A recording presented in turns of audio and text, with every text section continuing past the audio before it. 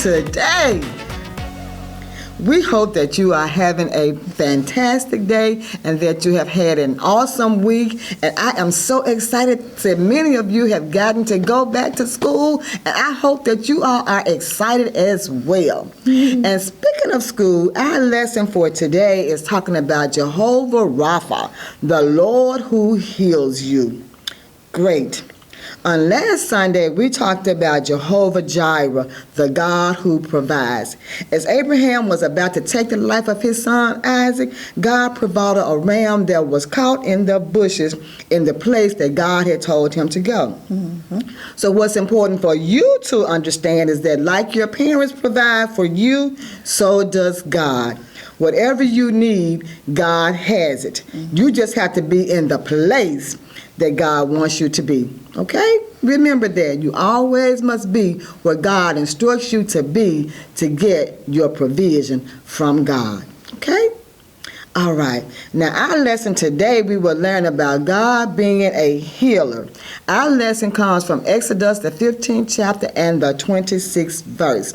And in this verse, he says, if you listen carefully to the Lord your God and do what is right in his eyes, if you pay attention to his commands and keep all his decrees, I will not bring on you any of the diseases I brought on the Egyptians, for I am the Lord who heals you. Yes. Mother Beauregard will tell you more about this lesson for today and this great man who heals. Yes.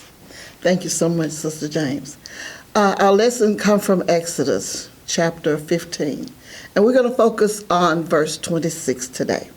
And we're going to talk about a covenant or an agreement that was made between God and the children of Israel. You guys remember what a covenant is, right? I know you do. What is the covenant? It's an agreement. It's an agreement. So we're going to talk about the covenant that was made. Now, Sister James has just told you what the decree included.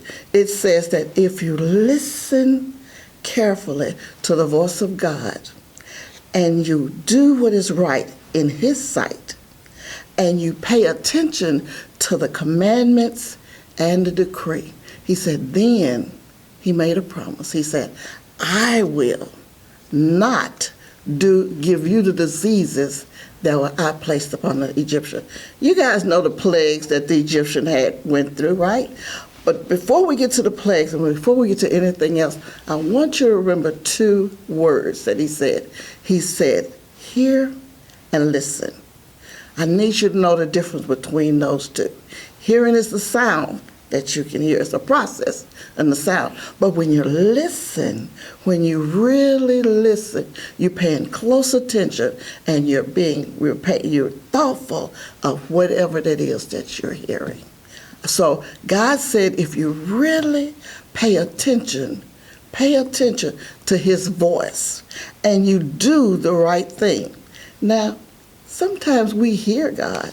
We really listen, but do we always do the right thing? Do we always do what he tells us to do? He said, those are the things that I want you to do. I want you to do the right thing in his eyes. Mm-hmm.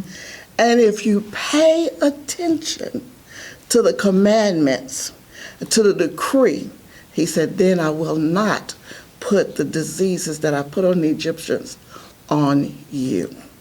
That's good meat, isn't it? Mm-hmm. That's good meat. Now, yes. I want to know, why were you making this covenant between the children of Israel? What was going on? Okay, now, listen. They had just come through the Red Sea. They had just been born into freedom.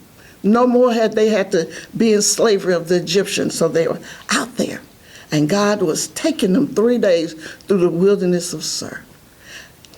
They had ran out of water, so they had no water. Mm-hmm. So that water that they had when they left Egypt had all gone away, okay? Now we see that the children of Israel is become crumbling because they don't have any water. And then they get to the place, the land called Moriah, and it's bitter. Mm-hmm. The land is bitter. They have no water, and the water is bitter. So you got the people that's bitter, You got the land that's bitter. You got the water that's bitter. Everybody's bitter. Okay? So, but Moses. So what does Moses do? These people are crying out to him. Moses did not become bitter, but he cried out to God. Yes, he did. He said he cried out to God, and God gave him instructions. God said, take that tree and throw it into the water. So here we see a bitter situation turning sweet. Yes. So God says that I'm your healer. Okay? So he has healed these bitter dispositions, this bitter water. He has healed that. There are some times in our lives when we become broken. Yes. And when we need healing. Broken relationships. You're fighting with your sister and your brother. Broken physically. You become sick. Your body's disabled. God reminds us today that I'm your healer. Yes. I'm where your help comes from. Just really trust in me. This is what God is telling us. After they came to this, and the water became sweet, God became the healer. Look what he did to them. He took them to Elim.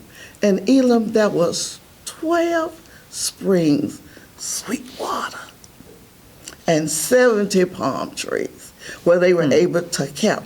So he showed them this character that we learned last week.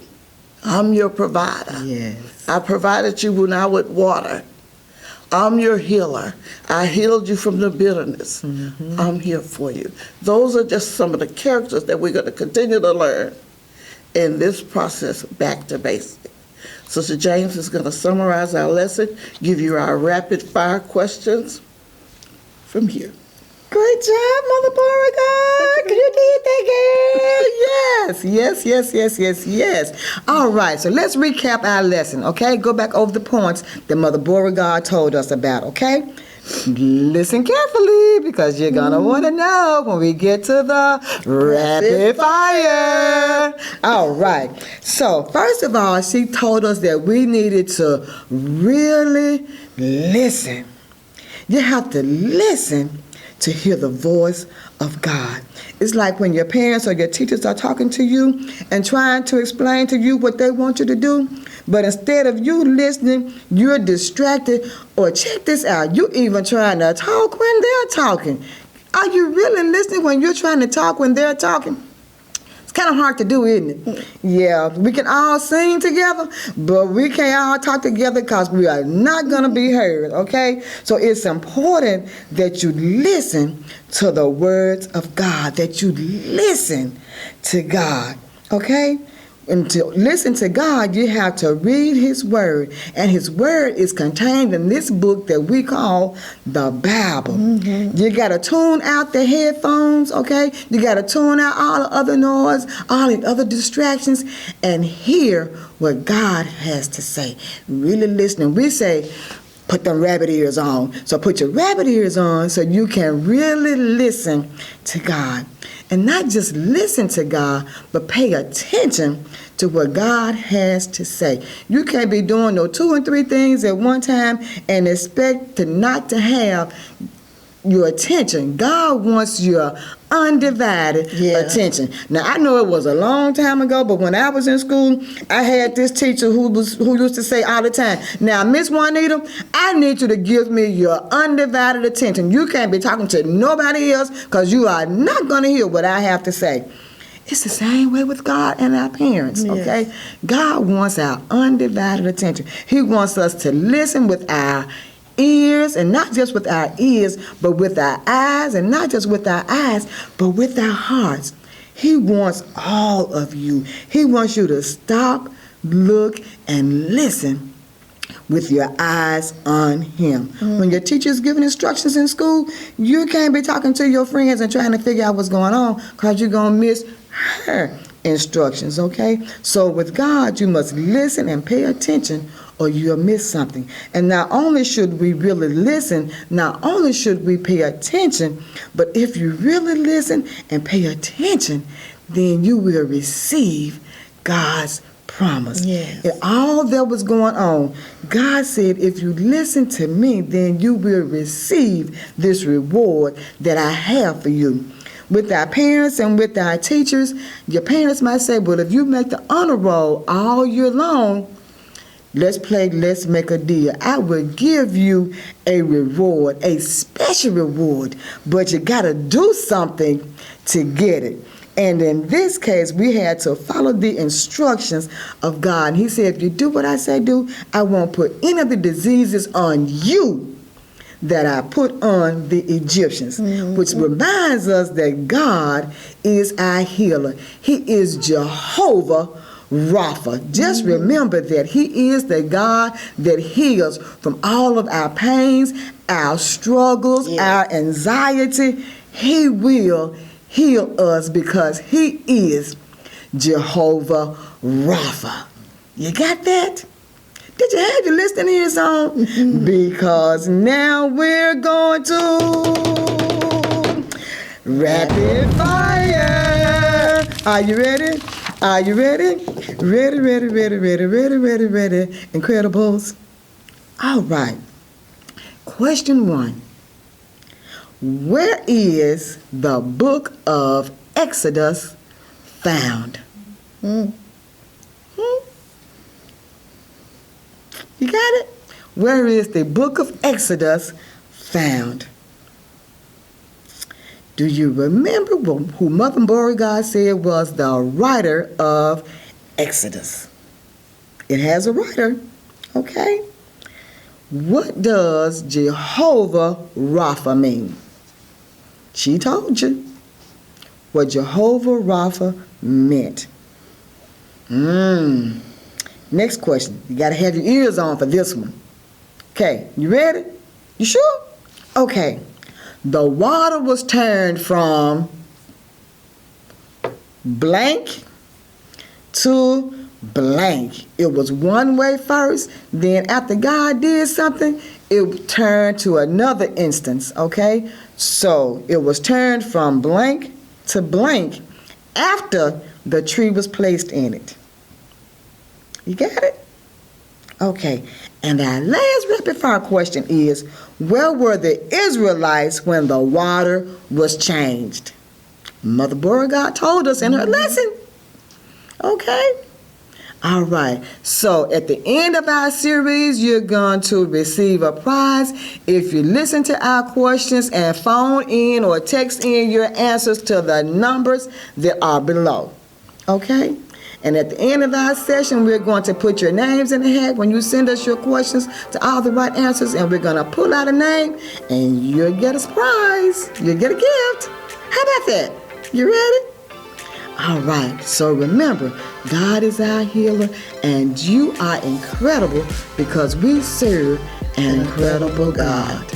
An incredible God deserves incredible praise. Hi, babies. We love you. See you soon.